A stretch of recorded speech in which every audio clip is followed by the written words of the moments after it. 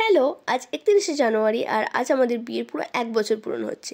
দিনটা শুরু করেছিলাম লুচি সাদা আলুর তরকারি দিয়ে, আর আমরা এখানে আড্ডা দিতে দিতে একটু ব্রেকফাস্ট করে নিলাম। আর তারপরে আমি ছাদে চলে এসেছিলাম একটু তদারকি করতে। এখানে এসে সবার সাথে একটু আড্ডা দিয়ে তারপরে আবার নিচে গিয়ে দেখি শানু আর ভাই মিলে গেম খেলতে বসেছে। আর তারপরে চলে এসেছিলো মা, দিদি মায়ের সাথে একটু আড্ডা দিচ্ছিল। মায়ের কিন্তু আমার এই জানলাটায় বসতে খুব ভালোই লাগে। তারপরে আমি দেখলাম যে বেলুন দিয়ে পুরো বাড়িটা ডেকোরেট করা হচ্ছে। তারপর লাঞ্চ চলে এলো, আমরা সবাই মিলে একসাথে একই টেবিলে খেতে বসলাম আর গল্প করছিলাম। তারপরে এসেছিলো আমাদের কেকটা, আর ইতিমধ্যে আমি রেডি হয়ে গেলাম। আর এখানে শানুও রেডি হয়ে গেছিলো, ওকে রীতিমতো তাড়া দিয়ে রেডি করেছি। আর এখানে মাকে খুব প্রিটি লাগছিল।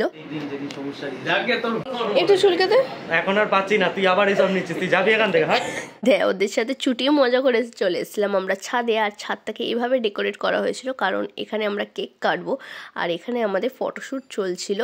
আর তারপরে চলে এসেছিলো বন্ধু বান্ধবরা সবাই, আর এখানে আমরা আড্ডা দিচ্ছিলাম।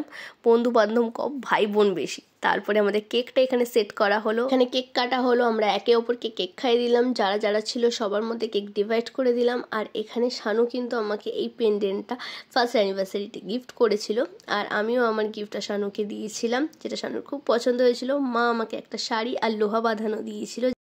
ক বছর পর দেখা হচ্ছে তো? অনেক বছর পর দেখা হয়নি, আপনার সাথে আমার মাঝখানে অনেক বিয়ে বাড়িতে দেখা হয়েছে। তুই আসিস না? হ্যাঁ, তুই আমার বিয়েটা অ্যাটেন্ড করিস সেটা বল।